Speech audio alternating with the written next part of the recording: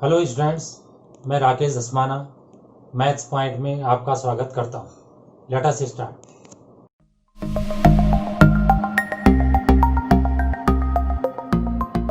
JEE advance 2018 mathematics solution के अंतर्गत एक क्वेश्चन देखिए। For a non zero complex number z, let argument z denote the principal argument with argument z is greater than minus pi and less than equals pi, then which of the following statements is are false? Argument minus 1 minus I is equal to pi by 4, where I is equal to minus root minus 1. B part है the function f r to minus pi to pi defined by ft is equal to argument minus 1 plus it for all t belongs to R is continuous at all points of R, where I is equal to root minus 1.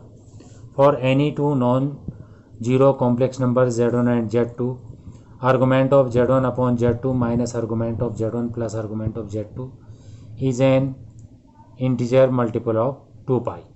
For any three given distinct complex numbers z1, z2, z3, the locus of point z satisfying the condition argument z minus z1 into z2 minus z3 upon z minus z3 into z2 minus z1 is equal to pi lies on a straight line. तो अब इसका solution देखिए। सबसे पहला जो option था वो था आर्गुमेंट माइनस 1 माइनस आई। तो आप देख रहे होंगे माइनस 1 माइनस आई को अगर हम ऑर्डर्ड पेयर में लिखें तो माइनस 1 होता है। तो माइनस वन जो है वो थर्ड क्वाड्रेंट में आता है। तो थर्ड क्वाड्रेंट में जो एंगल होता है, जो कॉम्प्लेक्स नंबर होता है, उसका आर्गुमेंट हमें इधर से निकालना होता है, क्योंकि आगे माइनस आता है और यहाँ पे पाई माइनस अल्फ़ा होता है। तो माइनस आ गया, पाई आ गया, और अल्फ़ा के लिए यहाँ पे माइनस को नहीं देखा जाता, दोनों को डिवाइड कर देते हैं, बिना माइनस के मॉड लेते हैं। तो मॉड माइनस 1 अपॉन माइनस 1 तो 1 आ गया, और 1 किसका टेन होता है 45 का, तो यहाँ पे पाई बाई 4 माइनस हो जाता है। तो ये माइनस 3 पाई बाई 4 आ गया, जबकि ए ऑप्शन में लिखा है कि वो जो है पाई बाई 4 है।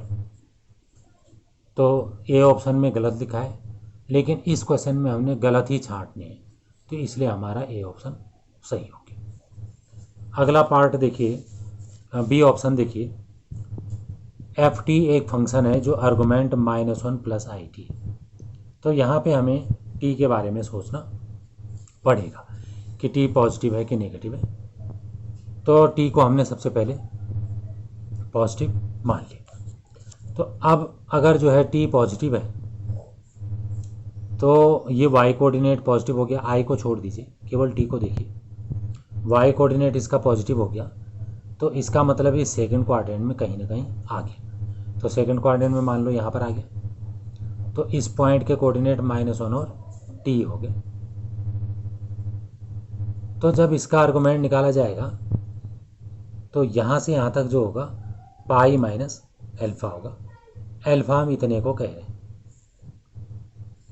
अब इतने के लिए इसकी हाइट टी होगी और इसका बेस 1 होगा। हम केवल मैग्नीट्यूड की बात कर रहे हैं। जब अल्फ़ा को निकाला जाता है तो दोनों को मॉड में लिया जाता है, तो ये टी अपॉन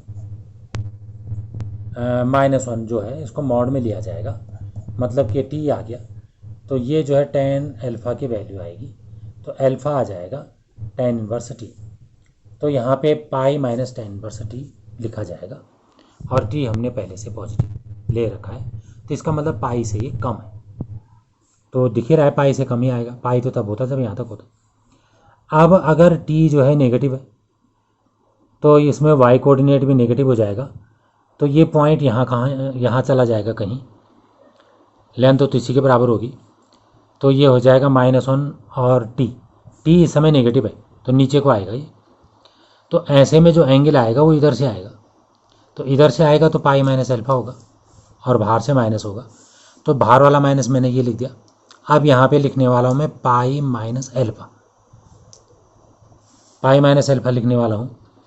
तो पाई तो यहाँ पे लिखा ही है, माइनस अल्फ़ा पे अभी हम बात करेंगे।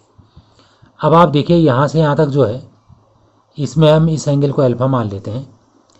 तो अल्फ़ा जो होता है tan इनवर्स मॉड, ये जो है यहाँ से यहाँ तक -1 है और ये जो है -t है। तो ये आ गया हमारा tan इनवर्स t, उल्टा कह दिया, t/1 आना था, tan इनवर्स t आ गया। तो ये जो tan इनवर्स t आपको दिख रहा है तो यहाँ पर जो t है वो नेगेटिव में है। तो अब आप इसको ध्यान से समझिए कि यहाँ पर ये पाई माइनस अल्फ़ा की तरह है, क्योंकि ये वैल्यू जो आएगी वो नेगेटिव में आएगी। अच्छा जी, बात चलो हो गई। अब हम जो है 0 से बड़ा लेंगे, तो 0 से बड़ा लेंगे तो पाई आ जाएगा, और t को 0 से छोटा लेंगे तो -पाई आ जाएगा। तो राइट हैंड लिमिट और लेफ्ट हैंड लिमिट बराबर नहीं आ रही, तो इसलिए ये डिसकंटिन्यूस है t इक्वल्स 0 पे। तो वहाँ लिखा था कि कंटिन्यूस है b में, तो हमने गलत ही छाड़ने, तो b भी सही हो गया। अब आ जाइए c पे। c में ज़्यादा कुछ करना है ही नहीं। आर्गूमेंट Z1/Z2 का फॉर्मूला होता है argument Z1 minus argument Z2 plus 2n पाई, और बाकी ये दोनों वैसे ही लिख दिए। सब कुछ इसमें कट गया, 2n पाई बचा। तो ये हो गया इंटीग्रल मल्टीपल ऑफ 2 पाई, और यही ऑप्शन सी में लिखा है। तो इसका मतलब ऑप्शन सी में जो बात लिखी है वो सही है, लेकिन क्वेश्चन में हमने गलत छाड़ना है, तो इसलिए ऑप्शन सी हमारा गलत हो गया। अब आ जाइए डी पे। डी को हम समझने का प्रयास करते हैं। Argument Z minus Z1 into Z2 minus Z3 upon Z minus Z3 into Z2 minus Z1 equals pi दे रखा है, और क्वेश्चन में लिखा है कि Z lies on straight line. तो ये जो लक्षण आपको दिख रहे हैं इसको मैंने अलग अलग कर दिया और ऐसे प्लस करके लिख दिया। तो इनका प्लस जो है वो पाई है।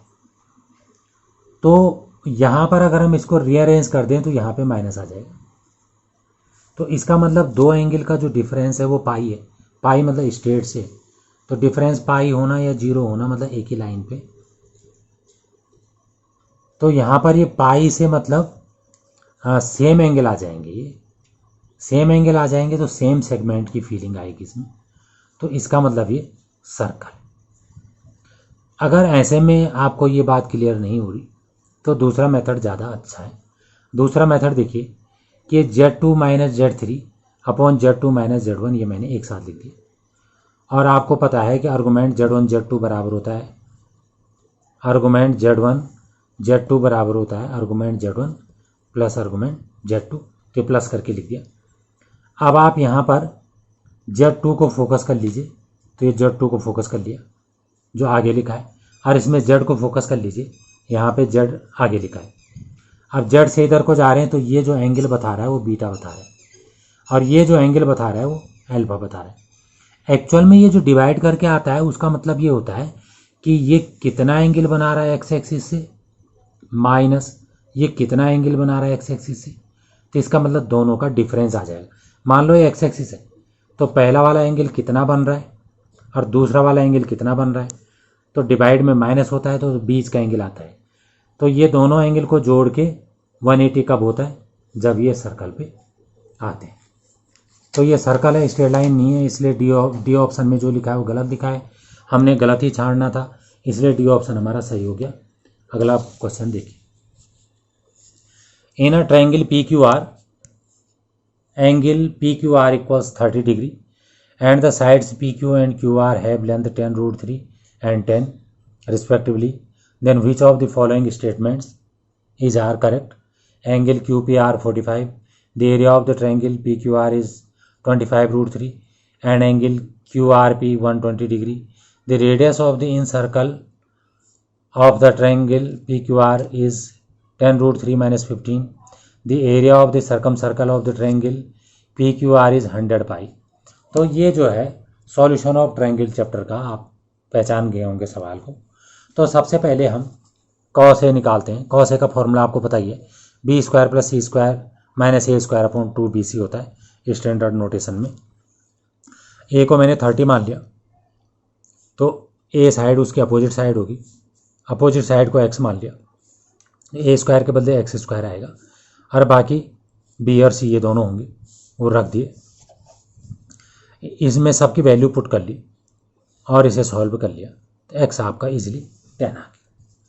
अब जब आपका एक्स 10 आ गया है और ये भी 10 है तो इसका मतलब ये 30 है तो ये भी कितना होगा 30 होगा। और क्वेश्चन में लिखा है कि ये 45 है तो गलत लिखा है, तो ए ऑप्शन हमारा गलत हो गया। अब आप देखिए स्टैंडर्ड फॉर्मूला, ट्रायंगल का area half B C sine C होता है। तो फिर से मैं इसको इस बार सी मान रहा हूँ, बी सी साइन, यहाँ पे गलत लिख दिया, बी सी साइन ए, सॉरी, इसको मैं ए मान रहा हूँ तो इसका अपोजिट ए होगा तो ये दोनों बी और सी होंगे। तो यहाँ पे हाफ बी और सी की वैल्यू रख ली, 10√3 और 10 रख दी और साइन 30 रख दिया, इसे सॉल्व कर लिया, 25√3 आ गया। और जो ये वाला एंगल है ये कितना होगा, तो 180 में से 30 और 30 घटा देंगे तो 120 आएगा। और यही दो बातें जो हैं ऑप्शन में लिखी हुई हैं, तो हमारा इस प्रकार से बी ऑप्शन सही हो गया। उसमें एरिया इतना लिखा है और ये एंगल लिखा है। उसके बाद इन सर्कल की जो रेडियस होती है वो डेल्टा अपॉन एस होती है। डेल्टा 25√3 ऊपर आ गया है और एस सेमी सर्कल होता है, तीनों साइड का सम अपॉन 2। इसे सॉल्व कर लिया और इसको रेशनलाइज कर लिया तो 10√3 - 15 आया जो कि सी ऑप्शन में दे रखा है, तो सी ऑप्शन भी आपका सही हो गया। इसके बाद साइन रूल हमने लगा दिया, sine A upon A equal sine B upon B equal sine C upon C equal 1/2r। A से ही काम चल गया, फिर से मैंने ए 30 को ही मान लिया, उसके अपोजिट साइड 10 है और सीधे पहले वाले को तीसरे वाले के साथ लिख दिया और यहाँ से आर निकाल लिया। आर हमारा 10 है तो जो सर्कम सर्कल है उसका एरिया पाई r स्क्वायर होगा तो 100 पाई आ गया। थैंक्स। तो डी ऑप्शन सही आ गया। अगर आपको वीडियो पसंद आई हो तो इसे लाइक करें, शेयर करें, सब्सक्राइब करें और लेटेस्ट वीडियो जानने के लिए बेल आइकन को प्रेस करें।